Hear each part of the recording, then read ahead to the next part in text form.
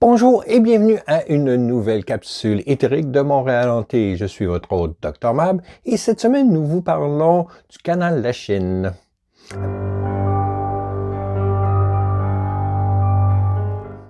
Avec ses centaines de cas d'hantise répertoriés, Montréal mérite amplement sa réputation de ville la plus hantée d'Amérique du Nord. Et la mission de Montréal Hanté est de vous les faire connaître à travers plusieurs activités. Je vous encourage donc à suivre les liens dans la description pour en savoir plus sur cette organisation fondée par Donovan King. Je vous encourage également à vous abonner pour ne manquer aucune de nos capsules qui sont présentées chaque 2 samedis en anglais et en français. Et maintenant, parlons fantômes.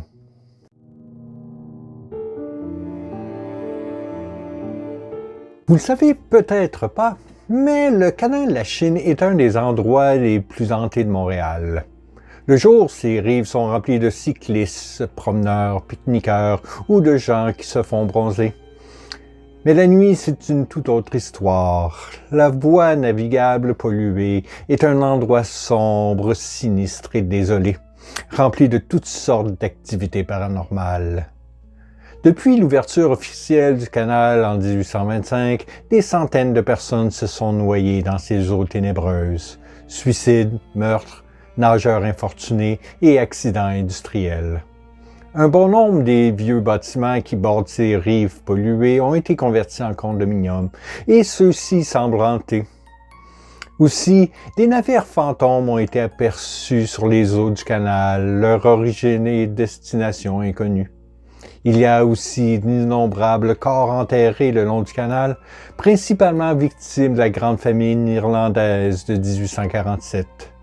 Ces restes de réfugiés désespérés et oubliés provoquent toutes sortes d'activités paranormales et de présence le long de ce canal. Historiquement, un sentier de portage suivait à peu près le trajet actuel. L'île de Montréal s'est formée il y a environ 10 000 ans lorsqu'une ancienne mer s'est drainée avec la fonte des glaciers. Géographiquement, l'archipel était un endroit idéal pour le commerce, avec 12 rivières qui affluent dans la région. De plus, quiconque entrait dans la région était forcé de faire portage en canot à cause des dangereux rapides. Ainsi, les ancêtres de la Première Nation Mohawk d'aujourd'hui y ont fondé Otiraken, une ville qui aurait eu jusqu'à 5000 habitants.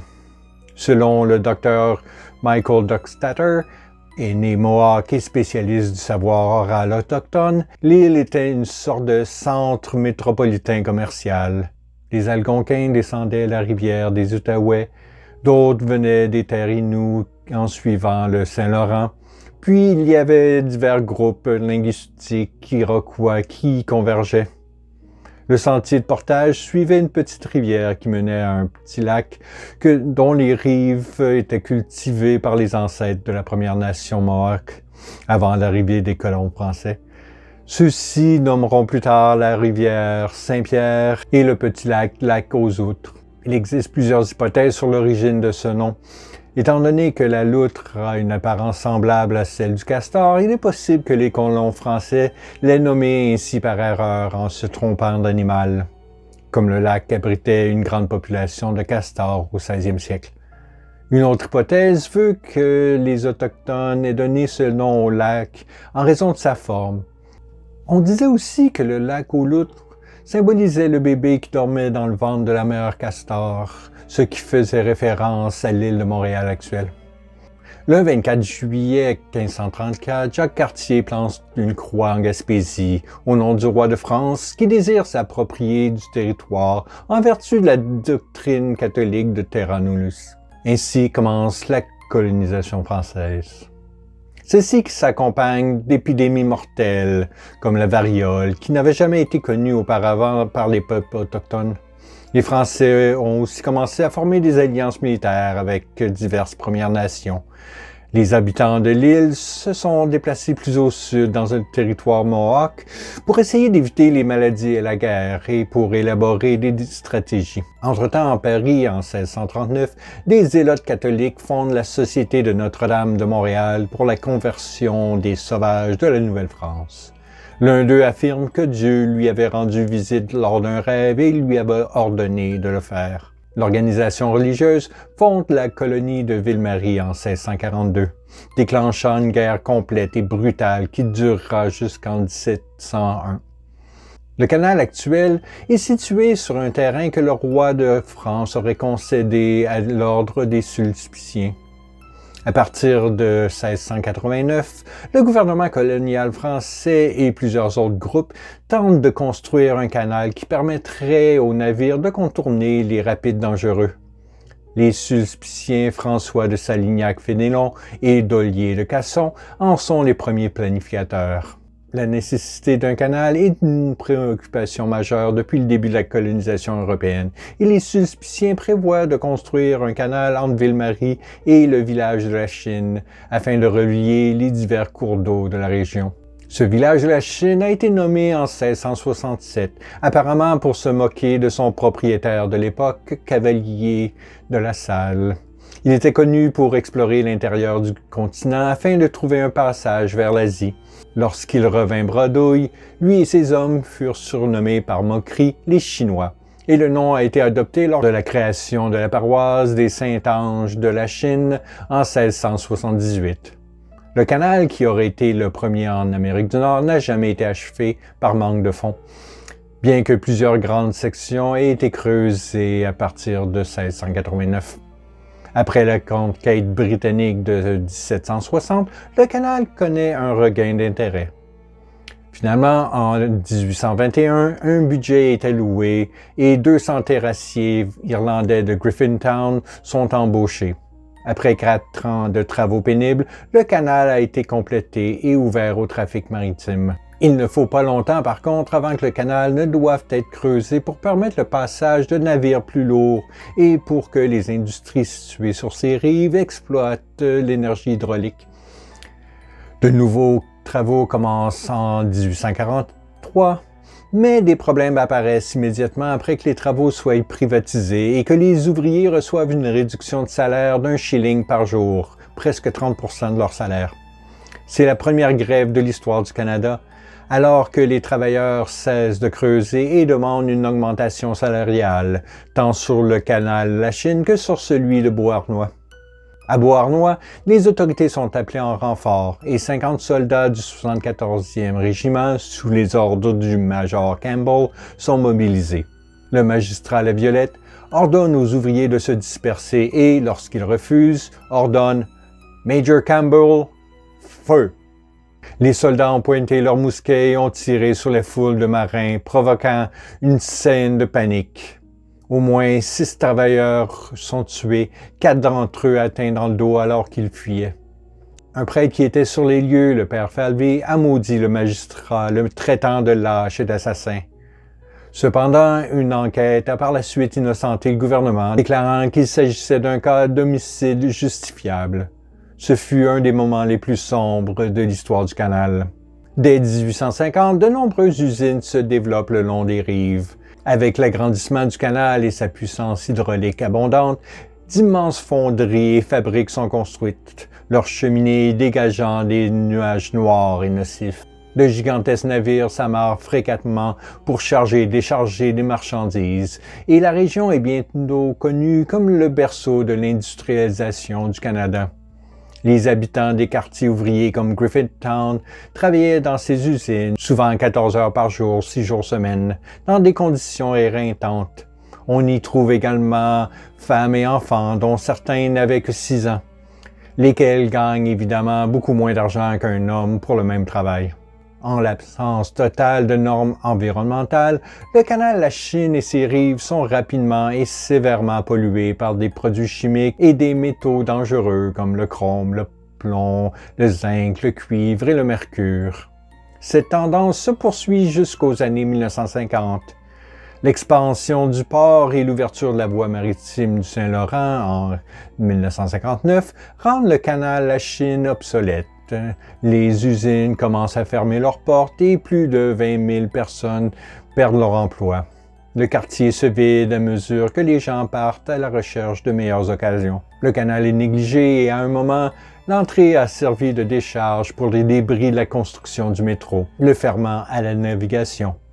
Éventuellement, le canal est réexcavé par Canada qui prend la relève en 2002, transforme le canal en un parc linéaire doté d'une piste cyclable. Quant à la pollution, ils ont tout simplement décidé de ne pas déranger les sédiments contaminés qui se trouvent au fond du canal. La pollution est donc là un rappel tordu de l'histoire dérangée du canal.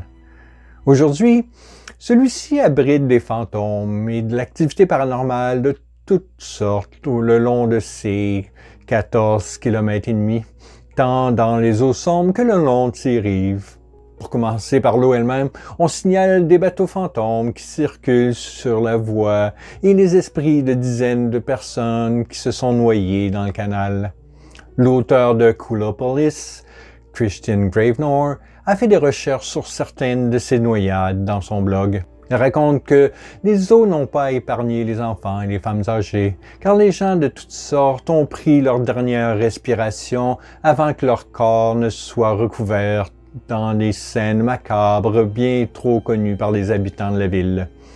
Beaucoup étaient des suicidés, d'autres victimes de meurtres et beaucoup d'autres étaient des gens qui se sont noyés après avoir nagé ou sont tombés dans l'eau tout habillés. Denis Delaney, un ancien résident de Griffintown, a décrit des enfants qui nageaient dans le canal et se sont noyés lorsque des bateaux se déplaçaient soudainement contre les berges, forçant les enfants malchanceux sous l'eau. Gravenor décrit le canal Lachine comme un cimetière aquatique et l'endroit le plus effrayant de Montréal.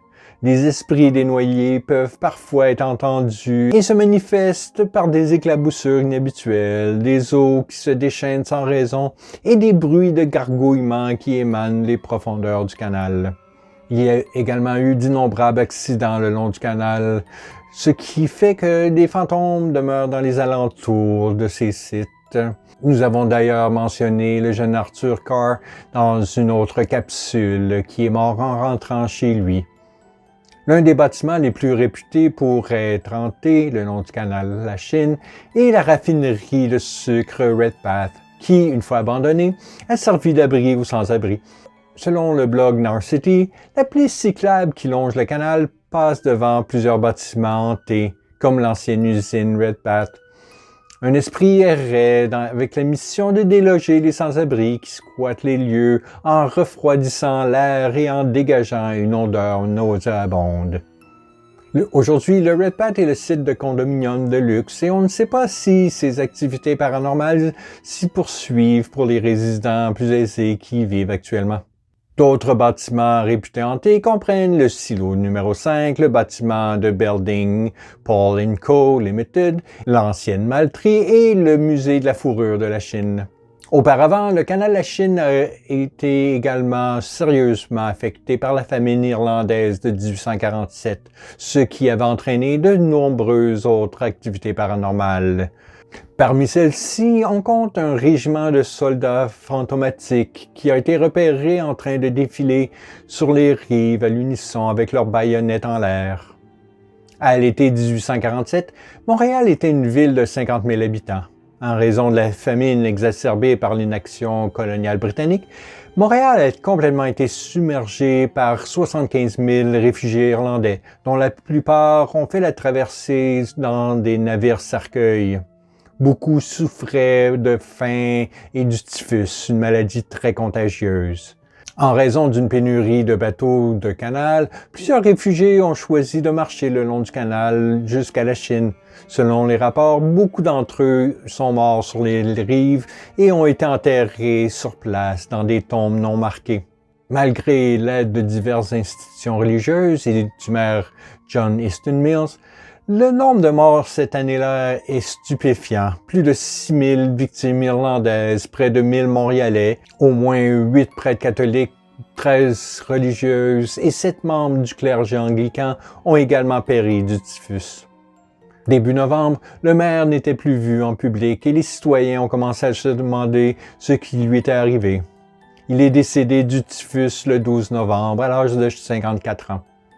Son fantôme erre tard le soir sur les rives des premiers hôpitaux de fortune de Montréal dans le bassin Wellington du côté sud du canal, comme s'il s'occupait encore des autres dans son au-delà. Des milliers d'orbes ont également été photographiés à cet endroit, flottant parfois dans les airs.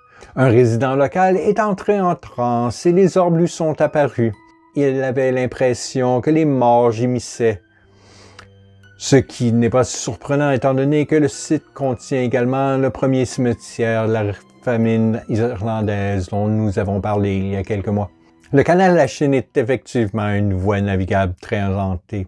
Se promener sur ces rives sinistres la nuit est une expérience troublante qui n'est pas recommandée pour les personnes au cœur fragile.